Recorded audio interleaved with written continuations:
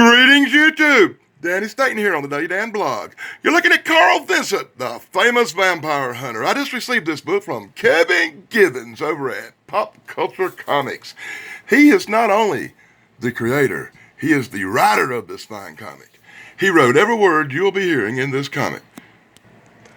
And as you can see, YouTube, it's more than just a comic. He has sent me a graphic novel, a complete 5-issue set from the new KARL VINCENT Dracula Rising series. And I have to say, YouTube, this is one of the finest things anybody has ever sent me to review. I love this book already.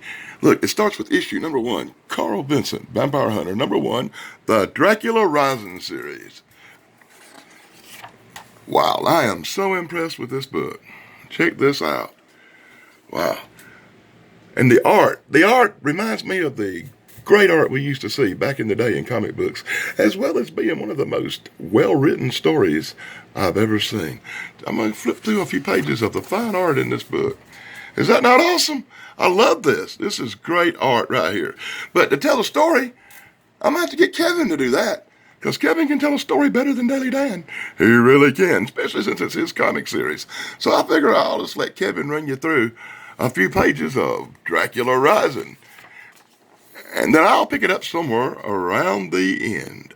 The latest comic book version is Dracula Rising in Karl Vincent Vampire Hunter. Number 1, we're going to look at issues number 1 and number 2 today. In number 1, Karl is visited in true noir style by a mysterious lady in black who sends him on a wild goose chase in hunt of a vampire named Lo. But what he discovers is something more sinister as he blacks out and blood is drawn from his arm. Dracula's daughter, Dominica.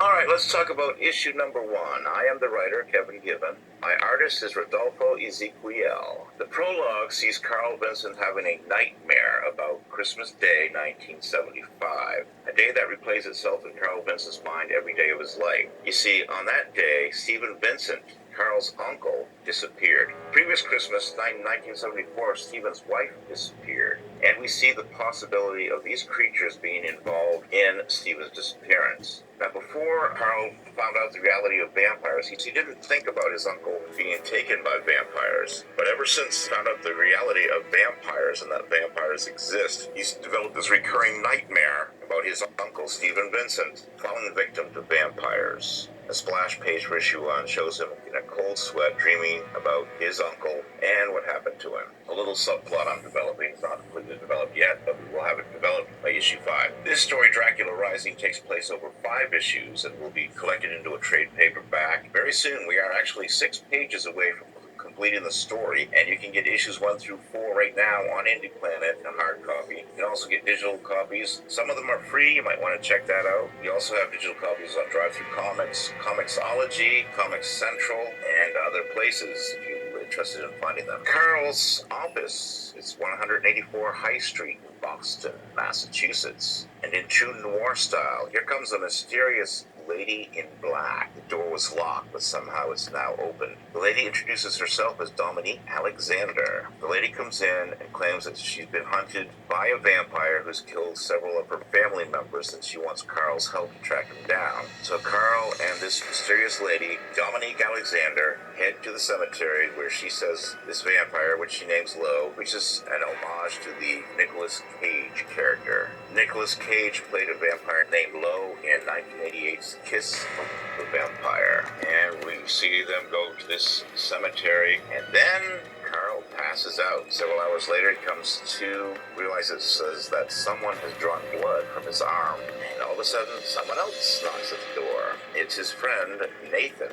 Only this isn't the Nathan he met on a previous mission. This is Athanasius Timon, a time traveler from the future. The Nathan that's alive in our day cannot yet travel through time. Nathan is an immortal, and his daughter also features prominently, Athena Timon, which we'll meet later on in issue 2. But in this comic, Athanasius Timon is an immortal time traveler. Athanasius, or Nathan as we will call him in this century, Nathan is kind of like my answer to Marvel's Uatu the Watcher. He's going to appear in every book I write. He's in Foul Blood. He's in Last Rites: The Return of Sebastian Bacillus. He will be in every book that I write. This character will show up and play some sort of function. Sometimes just as a cameo, and other times he'll have a more prominent role. He had a bigger role in Last Rites: The Return of Sebastian Bacillus, the previous story, which is a novel and available on Amazon. If you are interested, check out the novel on Amazon. But anyway, Nathan comes into the office and says to Karl, "There's been a breach in the space-time continuum," to which Karl says, "I hate when that happens." He tells Karl that the woman he met earlier was not Dominique Alexander. Her real name is Dominica. She's from the future. She is Dracula's daughter. She is alive in this day, but she's only 4 years old. And Karl says, "Dracula's dead. I sent his ass back to hell a few months ago. That was in another story." Nathan explains that Dracula never stays dead for long,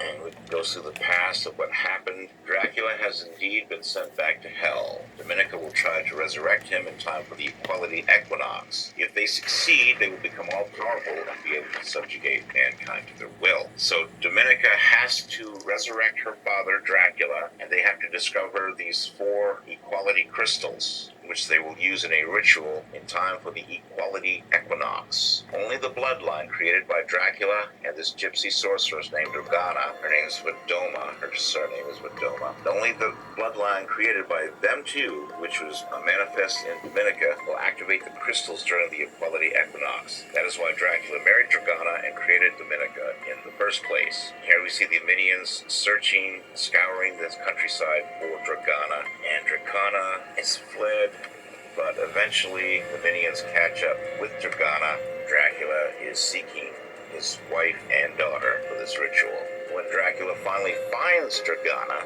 at the end of issue 1, she has a surprise for him. She pulls out one of the equality crystals, which she has acquired, and sends Vlad back to hell by the end of issue 1. Then we come to issue 2. We're going to talk about issues 1 and 2 today, and then we're going to leave it there.